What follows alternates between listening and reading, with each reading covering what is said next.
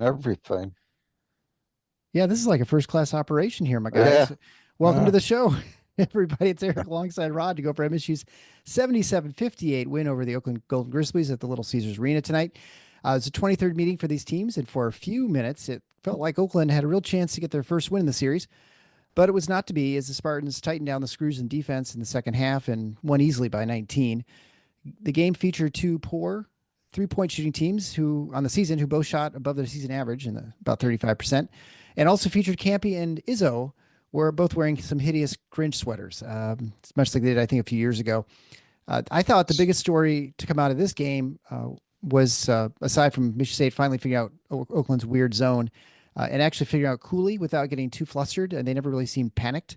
But it was definitely the emergence of Booker, who I think it really felt to me like we've said he's been progressing, and you mentioned it was not going to be a hockey stick, but I felt like this is a game where you really started to feel like he took a number of steps towards figuring it out, what that really means as far as motor, et cetera. But he definitely really Yeah. figured that out this game, I think.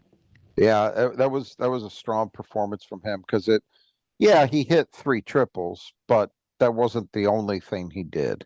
Right. And I think in fact, the moment that got the biggest reaction from Tom Izzo was there was that play where I think it was Kohler. Somebody took a shot that missed, and Book worked himself, found an open area of space around the rim, which is part of what good offensive rebounding is. Good play around the rim in general, oftentimes is just seeing, identifying space and putting yourself in it. Yeah. If you think about what guys do when they end up getting dump offs inside, or a guy is going under the rim, it's just sometimes it's offensive rebounding is that way too, and that's exactly what he did, and put himself there for a putback. It was a tip in, and Izzo gave it one of his fist pumps. Biggest reaction from him over the course of the entire game, I think.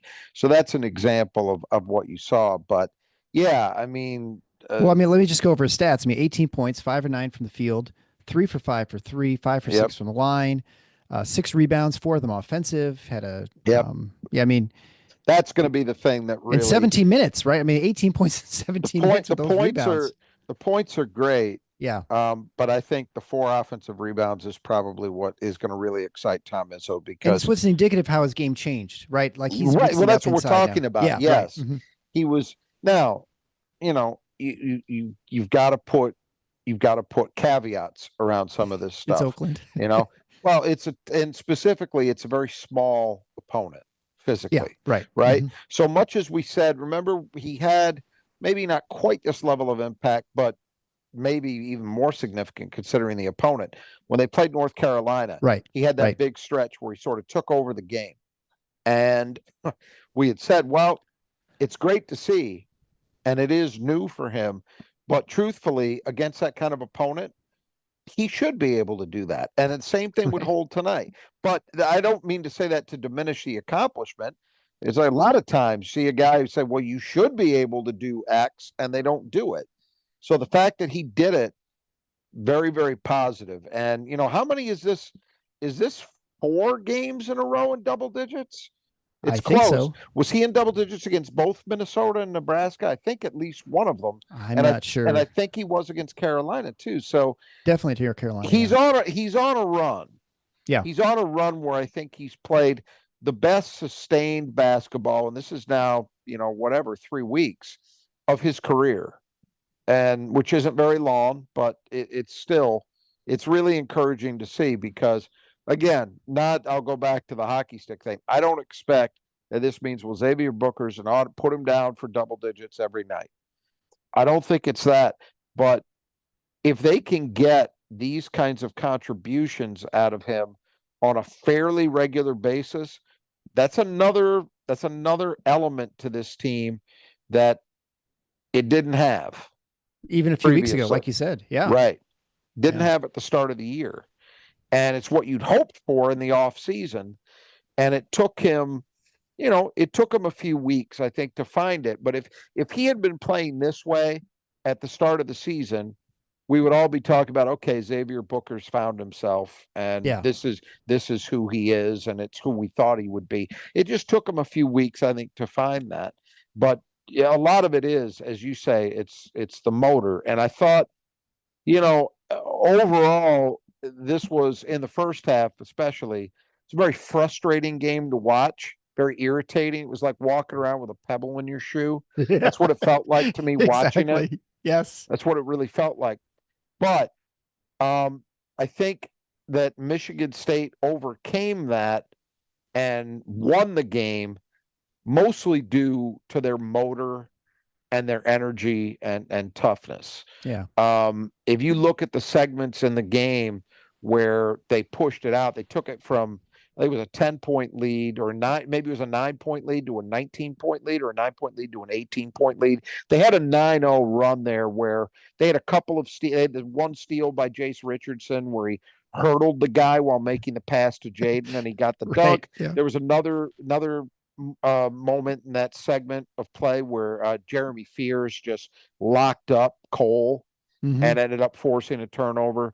It was those kind of moments. I also think that throughout the game, really, Jackson Kohler really, we've been talking about his motor and it was on display. But I Yeah. think a lot of guys really picked it up in the second half. And to me, that was the biggest separator between the two halves. That and the fact that they finally at least figured out how to attack that zone without committing turnovers. The first half was an example, and we'll return to this when we talk about the keys, but the first half was an example of what we were concerned about coming in, which is it's not that Oakland really ball hawks you, but you find yourself in such strange and awkward. Anybody who's ever played the game understands this. So much of basketball, in my opinion, is feel and rhythm. So as a player, you're used to getting certain shots. You're used to being in certain spots on the floor. And when you're in those spots, you're used to seeing certain reactions from the defense, right? There's just a standard rhythm to the game. Oakland, the way Oakland plays, that rhythm is out the door. It's not there.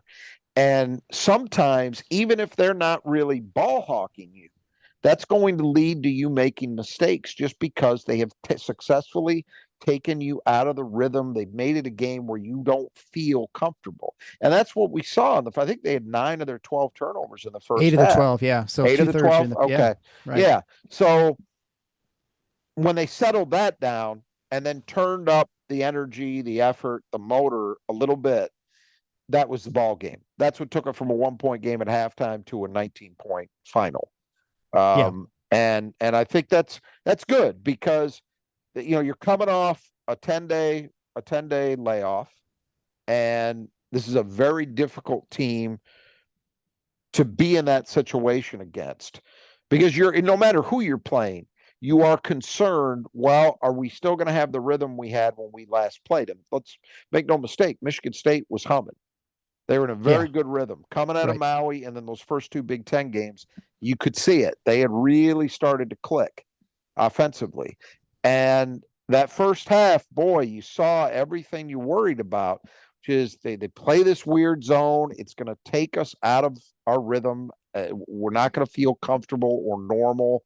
And, then that can start bleeding over. That's what you really worry about is does it bleed over into other elements of the game? Fortunately, they did just enough things well in the first half to not allow Oakland to have a lead. And then in the second half, they figured out enough and they played hard enough to make it comfortable. But yeah, this was for a lot of this game. I mean, it's funny. I looked at it and Michigan State had the lead. What would you guess the percentage of the game Michigan State had the lead in? Well, I know Oakland's ahead for probably like 2 minutes, maybe minute and a half. Okay. Well, you're pretty close. Michigan State led for 88.7% of this game. Oakland for 4.3%, and then obviously the other 7% it was tied. It did not feel that way to me. And it's because even though Michigan State led for the vast majority of that first half, it was never a significant margin. It was like 3, 4.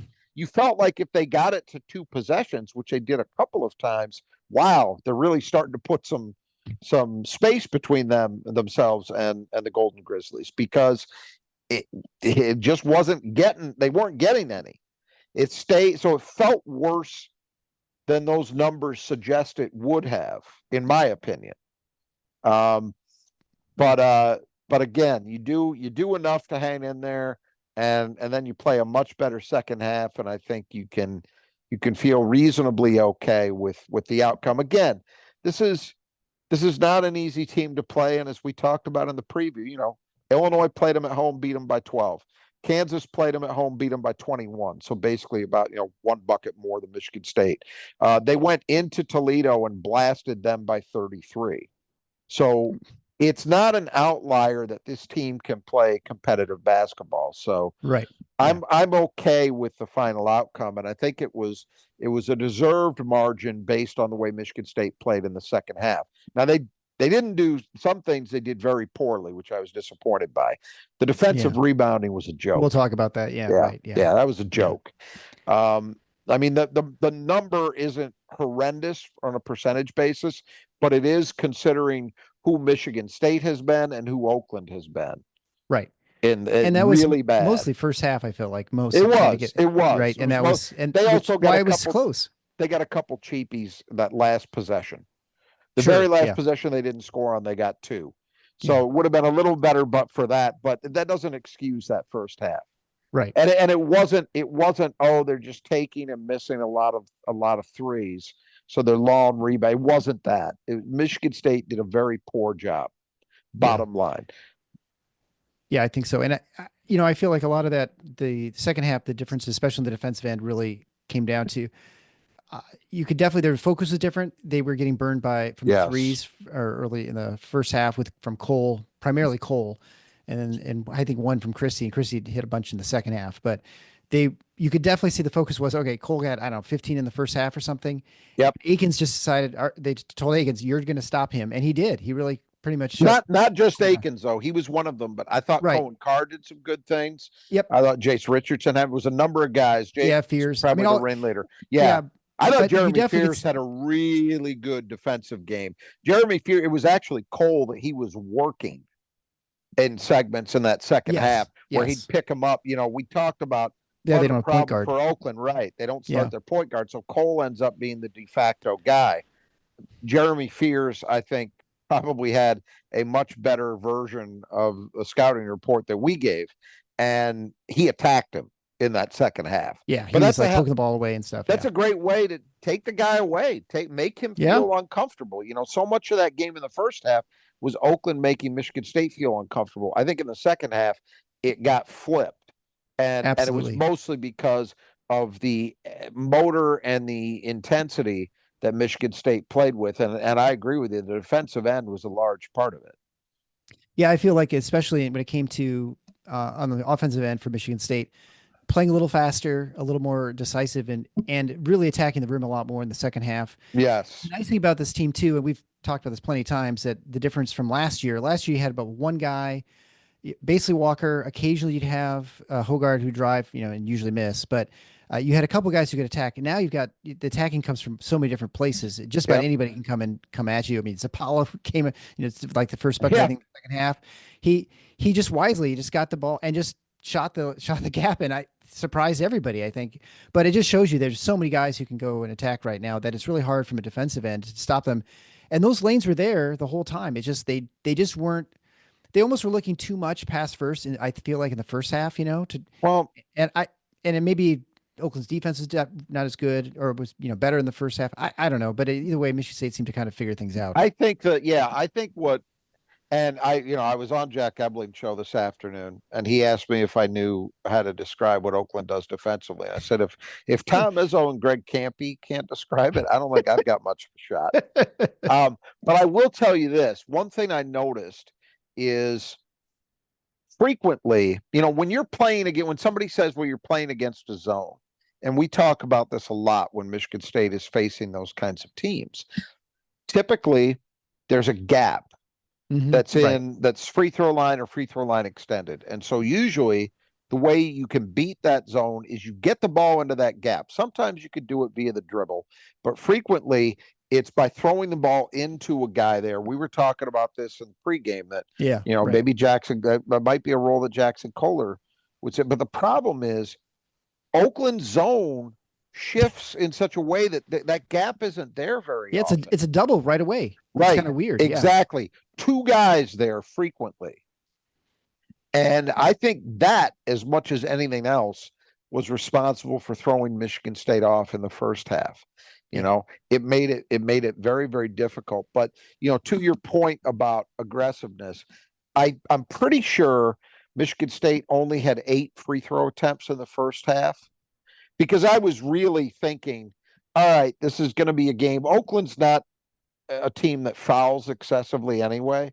And it didn't seem in the first half that Michigan State was likely to be getting themselves to the line a whole bunch more. Yeah, they're 5 for 6 in the first half. Oh, so it was even more. Okay, 5 for 6 in the 14 first for half, 17 in the second. Yeah, 17 free throw attempts in the second half. And all was earned. that? Right, exactly. No catch up fouls late in the game. So why did that happen? Well, it happened for exactly the reason you just stated. They finally got comfortable enough that they could see those gaps. And they also on occasion got it just by pushing the basketball. There was one segment where Jeremy Fears kind of ran into Zapala and missed one in transition. Somebody cleaned it up. I can't remember who it was that ended up converting it on an offensive rebound. But that was Michigan State did that with much more frequency in the second half. Guards were looking to push, get the ball down court quickly, and try to get something done. Give Oakland credit. I thought Oakland did we'll return to this too. I thought Oakland did a really good job, generally speaking, in terms of committing to not allowing Michigan State to have many runouts. Yeah. They were not there. I think everything that Michigan State got in transition, which wasn't anywhere near their normal amount, but anything they got was earned. They had 0. There's another number. 0 fast break points by Michigan State in the first half. They ended the game with 8.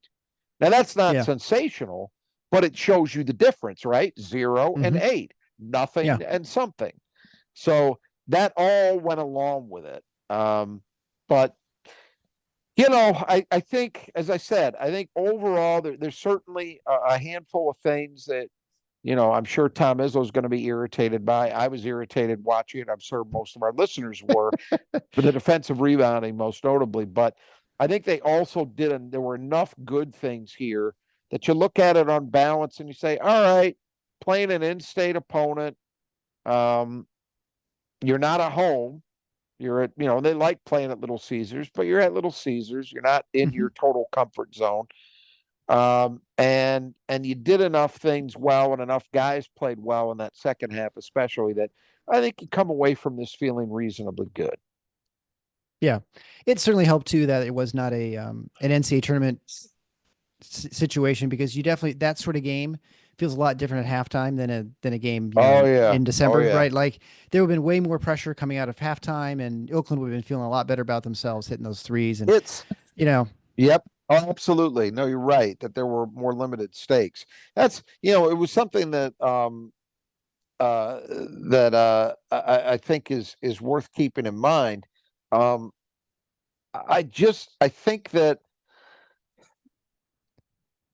in returning to what I said a few minutes ago, I just think, in retrospect, you look at it, and it's easy to say this with hindsight, but this was a really weird game to have coming off that layoff. And I thought, well, maybe they've had enough time but I don't know how much time they devoted to prepping for what Oakland does versus just working on themselves over this break, Yeah. And I don't even know how well you can simulate what they do. That's the thing. I think you could have 2 weeks and it doesn't. Right.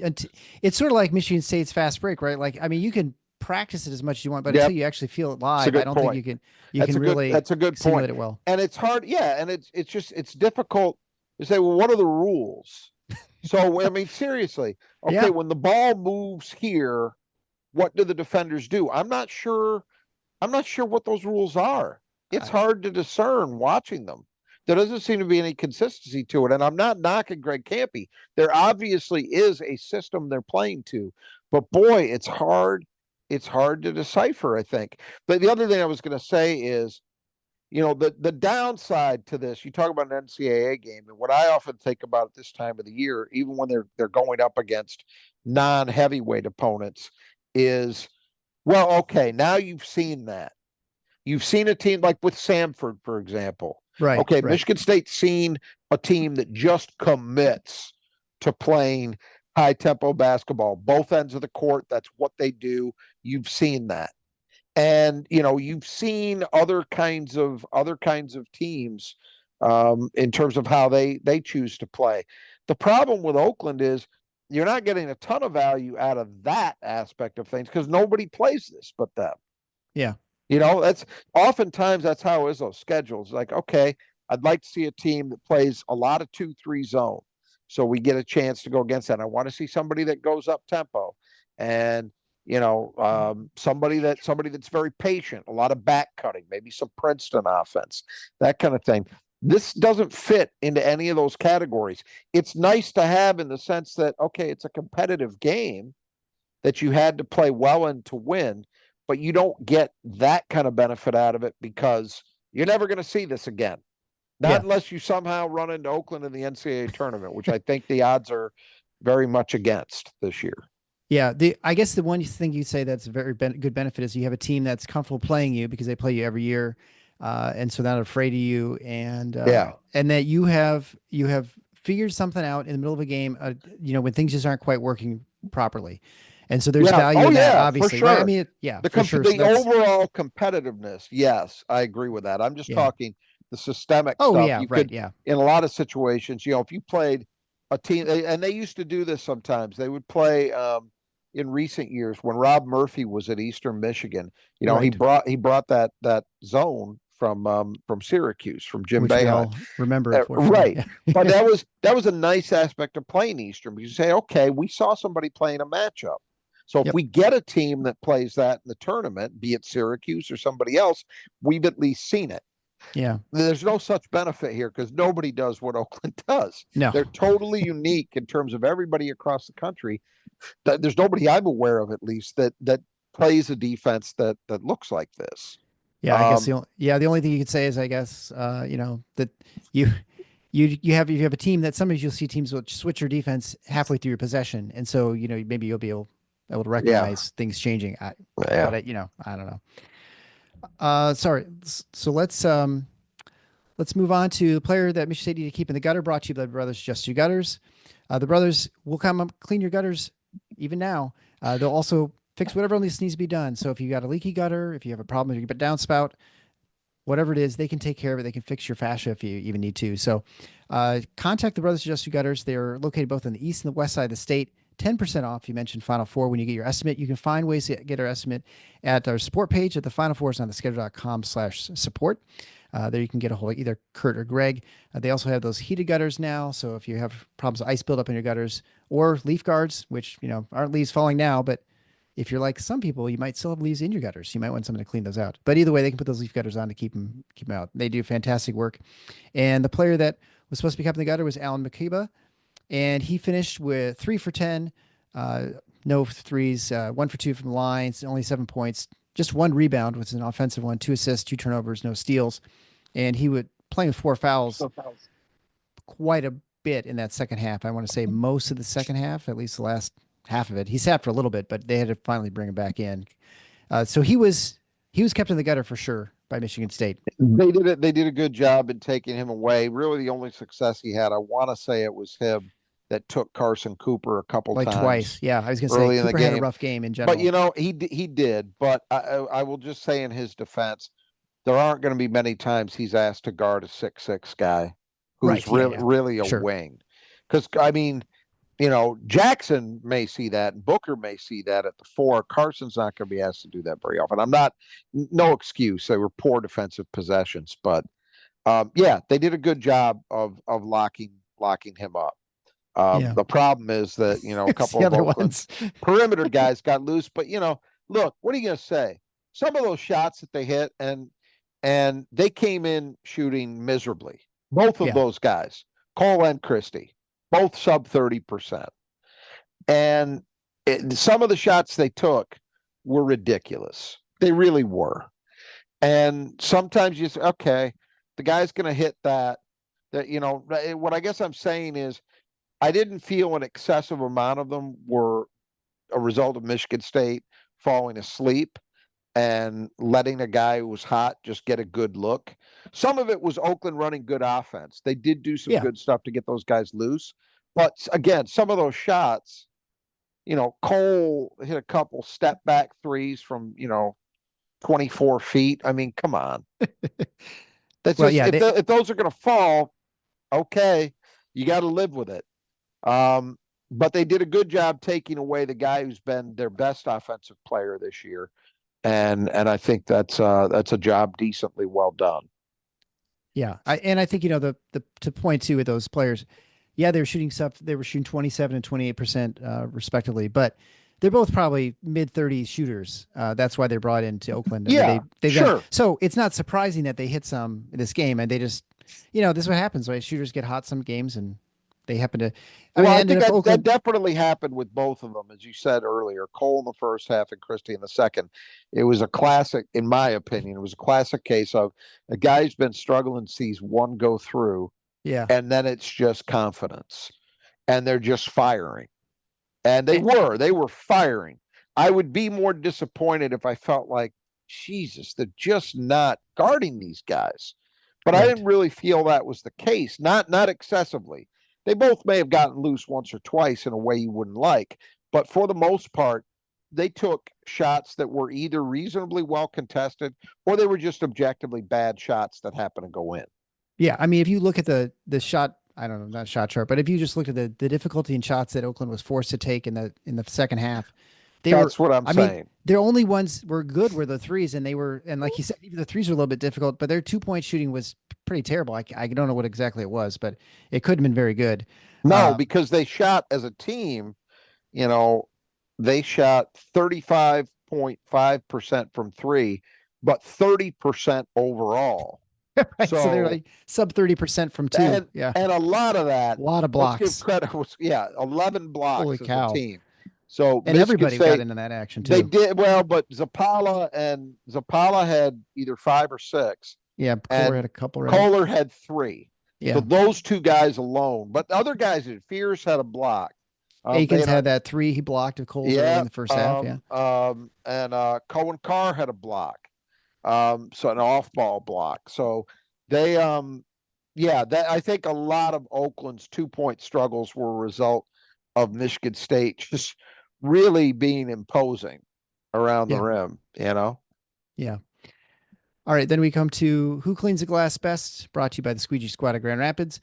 Right now it is a gray, dreary days out in Michigan. But if you want to see clearly outside, what better way to make sure your windows are clean? They'll come in the inside too, because if you're like me, you're lazy and don't clean your windowsills, especially your screens. They'll come out and do all that stuff. So contact the Squeegee Squad of Grand Rapids. It's a very large region. They also do interior painting. So if you need a room or two touched up, this is a good time in the winter to kind of take care of that, get it ready for the spring. They'll also power wash your house, and I think they'll even come out nowadays and do that if you're you can have the crazy guys get out there when it's cold and get on the ladder so you don't have to. You get 15% off. You mentioned Final Four. When you get your estimate, you can find the ways to get the estimate. Again, very large Grand Rapids area, but the Squeegee Squad does fantastic work. They've cleaned our house's windows and made a huge difference. You can find them at our support page. The Final Four is on schedule.com/support. And Who Cleans the Glass Best now I guess I need to change the current scores 4-3 rods ahead since Jackson Kohler, who you picked, had 10 rebounds, 3 of them offensive. I picked Cooper just as a desperation, like half court heave, and he only came up with 2. He had kind of a rough game. Sapollock, pretty close. He had, I think, 8. So he did. He kept it close. He had a really nice Jackson game. had, I think Jackson had 8 at halftime. Yeah. So, he didn't have a huge second half, but in the first half, that was the thing. Michigan State only up 1 at halftime. A lot of that was down to the way Jackson Kohler played. His rebounding and his scoring. I think he had 8 and 8 or maybe 10 and 8 at the half. he was very, very aggressive, and he was effective, and they needed every bit of that to manage to have the 1 point lead. So good stuff from him. Not a surprise that he leads the team in rebounding once again. Have either of us, I don't know if you recall this, have either of us won when we haven't picked Jackson? Nope. Okay, I didn't think so. No, it's gotten to the point now. Well, now it's not even Because a question, right? he hasn't led the team in rebounding in every game. No, because Aikens had but when he close. hasn't, no one's gotten it. Because the problem Right. is like it was not obvious who was going to be. Was it going to be Right. Spall? Is it going to be Cooper? Is it going to be Aikens? Yeah. And so that's been the main problem. Yeah, There's enough competition for that second best spot. Second best, yeah. That on the rare night where Jackson isn't the guy, it's hard to know who's the next logical choice. You really are guessing. Yeah. But that'll probably be what ends up making the difference, right? It'll be which one of us is able to dial in on that and win the non-Jackson nights. We may just have the problem is like, even if it's not Jackson, what is the likelihood that you're going to get the guy who? Well, that's what I'm saying. That'll be what makes the difference. Okay, we'll just kind of keep the run going, I guess, for this time being. So we'll move along here to the 5 keys to game, brought to you by Nudge Printing. Nudge Printing is I'm wearing my Final Fours on the schedule. Zip up sweatshirt, super comfortable, super warm, great for this time of year. You can get any sort of Michigan State gear at Nudge Printing at nudgeprinting.com. They do, it's great, high quality printed material, screen printed material, breathable, warm. You can get t-shirts, you can get hoodies, quarter zips, hats, jackets. We've gotten all kinds of things with our family, and they're all, like I've always said, they are my family's favorite. There's still time right now. If you get your order in, you can get it in by Christmas. 20% off. You type in Final Four, just as one word, into checkout when you check things out. Make sure you check out their wide selection. They have vintage stuff. They've got the current logos. They've got fully licensed, which makes it pretty unique for them to have ability to get all that Michigan State stuff.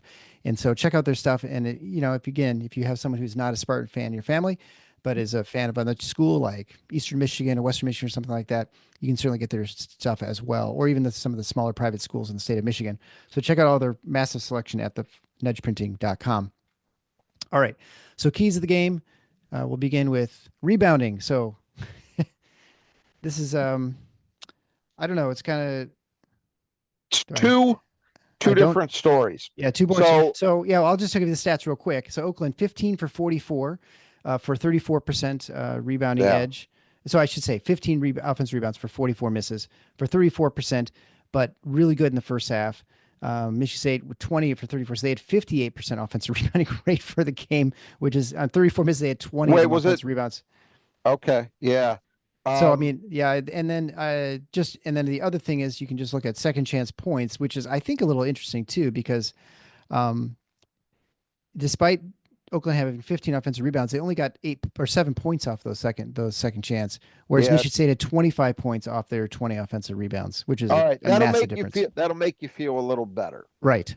And look, Michigan State, well, this is the thing. What we focused on in the preview was, can Michigan State's offensive rebounding continue at the level it's been at against a team that's rebounded pretty well defensively? Oakland came in the top 100 nationally in defensive rebounding. I think it's the only major statistical area where that was the case.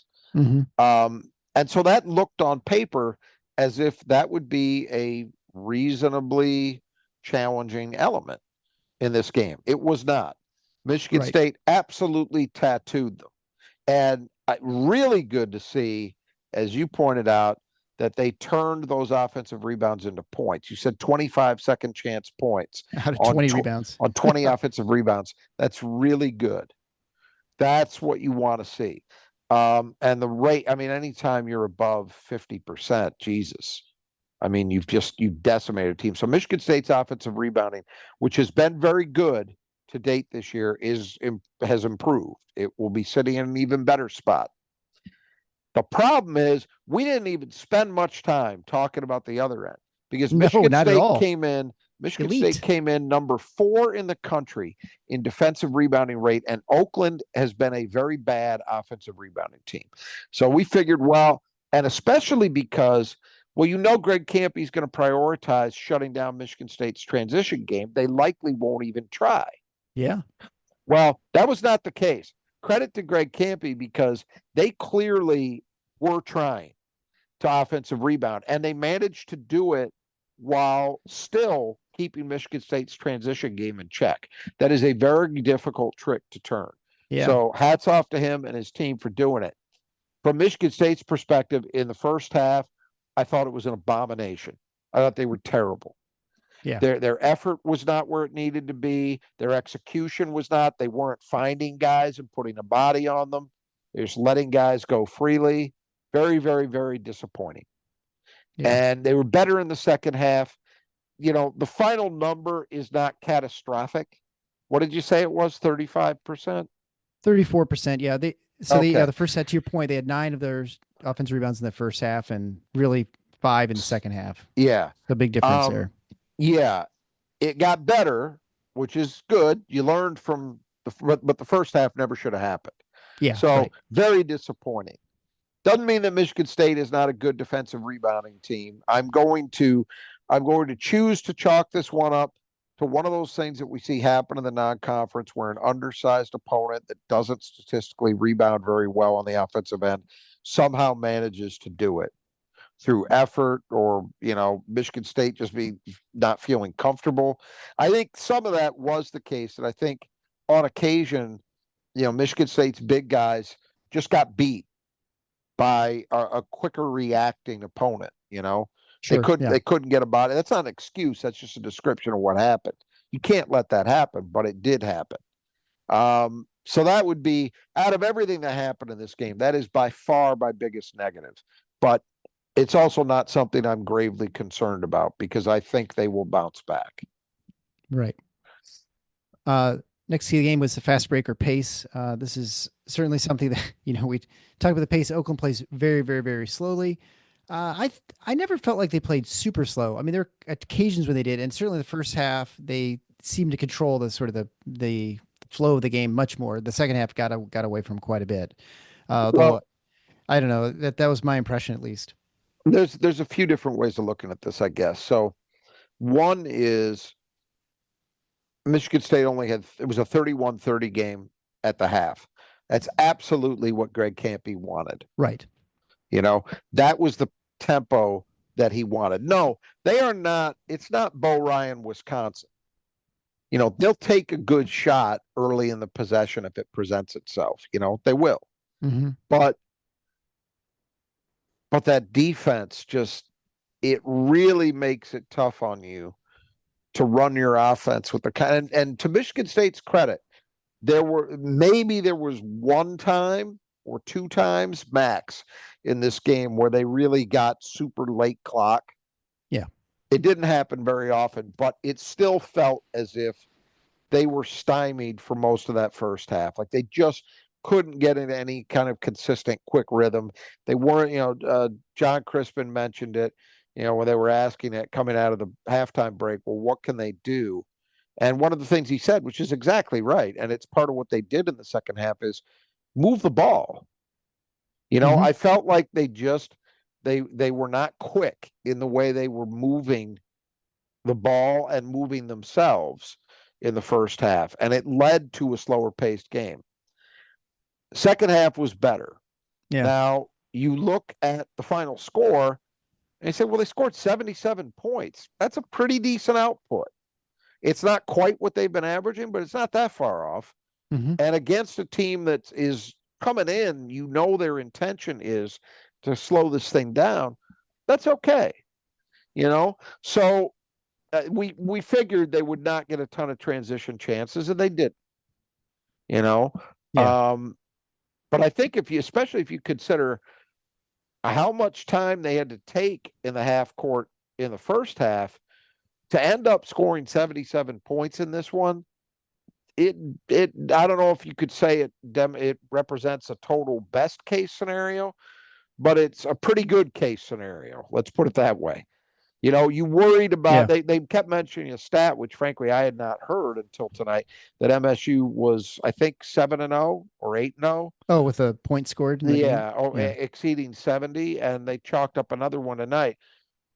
that number shouldn't be taken super seriously, other than it's representative of Michigan State playing faster, which is the way I think that they play best. Yeah.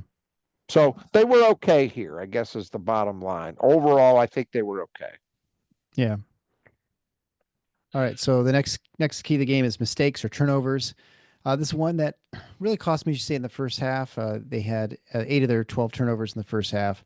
Yeah. And it came in inopportune times, and that was when Oakland would have their mini runs, and I think there was certainly in the second half there's a point where it felt like Michigan State was close to busting open. I turned to my wife and said, "Well, we just need a 10-0 run right about now. Yeah, Kind of put this game away." And I think then Oakland ran off 8 in a row or something like that, went the other way after a couple of MSU turnovers.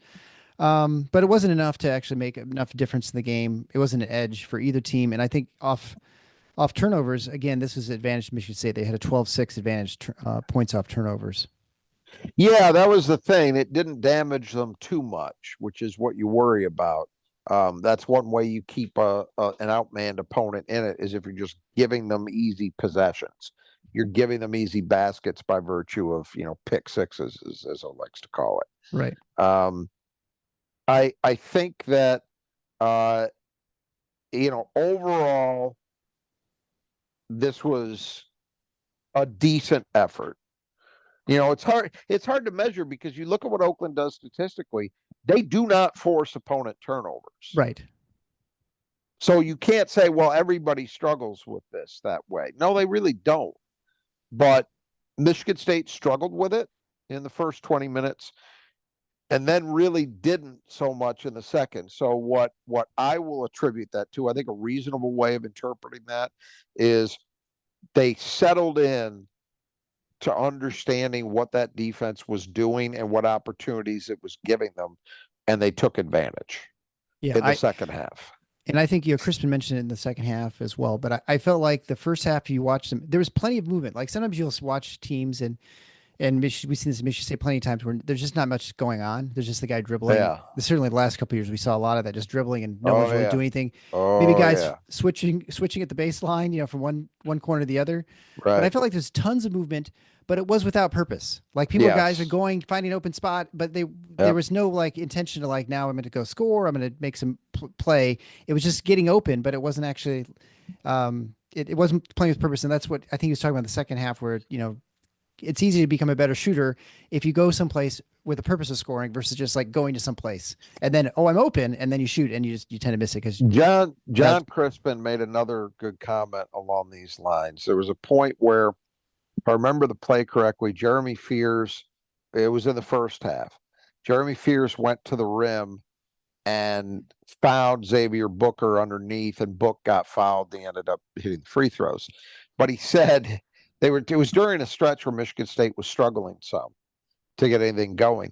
And he said, yeah, it sounds ridiculous, but sometimes the instructor will go make a play is actually the right thing. And I think in a game like this one, with that opponent, the defense they play, that really is kind of the deal sometimes.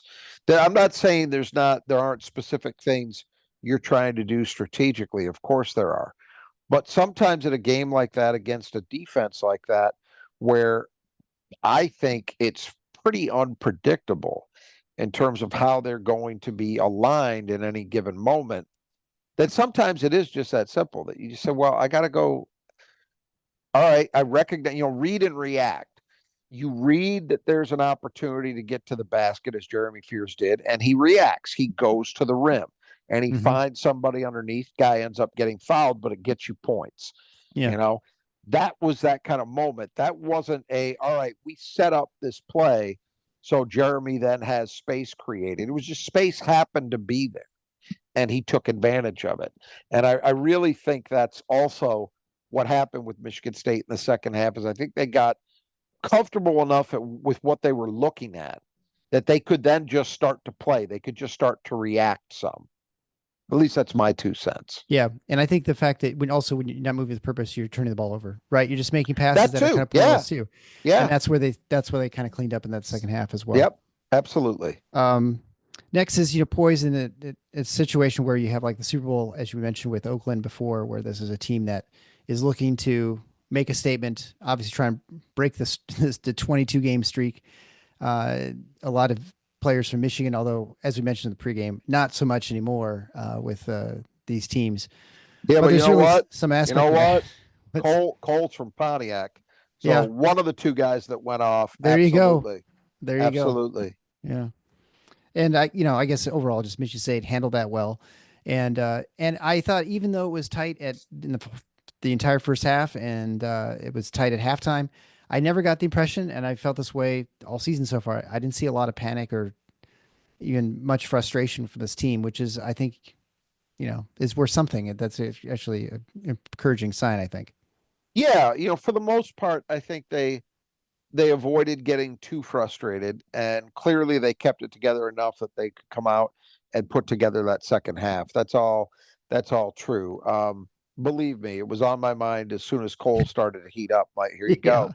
Kid from Pontiac. Yeah. He played his JUCO ball in Southeast Michigan before he got to Oakland. So that's a Michigan kid. This is what happens.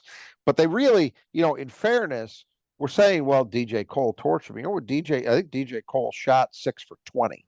Yeah, he was not overall. actually. Yeah, it felt bad in that first half. His And it's probably just a threes little were, stretch, right? yeah, it was. He got hot. But then, as I mentioned, some of those shots were actually reasonably well defended. He just hit ridiculous shots. Well, in the second half, some of those same shots weren't going. And I think it's because Michigan State was consistent in how they were actually guarding him. Yeah. So that was good. But I think overall, the thing that was impressive to me is Michigan, because Oakland played the way I would expect a Greg Kampe team to play. They played very hard, Yep. and they played with poise. They ran their stuff. I thought some of their offensive stuff to generate some of those looks in the first half was really impressive. So, and they were executing. And again, for a team that doesn't have size and also doesn't really have but one point guard who doesn't start, that's something to see a team play that way. They have a lot to be proud of, I think. But I think in the first half, Michigan State played hard enough and with enough intensity that it allowed them to still be in the game, to not be trailing, to actually have a 1-point lead. And then in the second half, they even turned it up another notch from there. And that's what I think put Oakland away. Yeah. So I think they did respond to this aspect of this game reasonably well. Like, I don't feel like there was ever a point that, Crispin, and we've highlighted some what I thought were pretty on the money comments he made in this one. One that I thought was kind of dumb was he said, oh, this team was Michigan State, that is, was so locked in, so focused in the shoot around. You want to translate that to the game right out of the chute instead of waiting a half. I didn't think that was the case.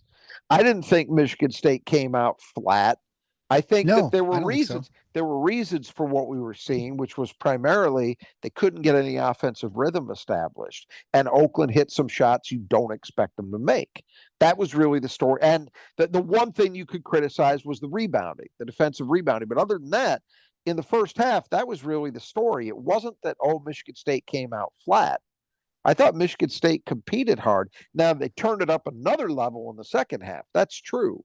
But I don't think there was ever a point in this game that I felt, well, Michigan State's just going through the motions. And you see that sometimes in these games. And I don't think you saw that today. Yeah, I think you'll see that sometimes in a zone. It's really easy to get tempted into taking multiple 18-foot jump shots that are open, right? Yep. And they never, there's maybe one or two where they settle, but for the most part, they were doing that. And I feel like teams that are flat kind of just settle for stuff, and they just never really did. They would attack and post up or do whatever they had to do. So I agree. I don't think that was a problem for them this game. I did think, just speaking to that though, that is one thing. And again, this is not specific to this point. But when you talk about shot selection, I do agree the 3-point shooting shot selection was pretty good. I did think there were some twos that I didn't like. And they actually, I think they were 20 for 43 from two in this game. That's not what this team has been doing all year. Right. And a lot of that, part of it was that they didn't get as many transition baskets as they normally get. But I also think some of it was they just, and it was mostly the bigs. I Yeah, thought Kohler that had a couple where he like took he longer did. shots than he had to. Yeah. Cooper had a couple that he shouldn't have taken.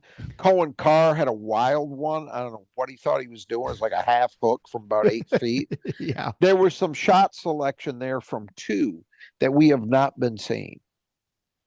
And so that's another minor negative in this game was they were not nearly what they've been for the entirety of the year, really, to this point, in Right. terms of their 2-point shooting. And I thought a lot of that just came down to shot selection.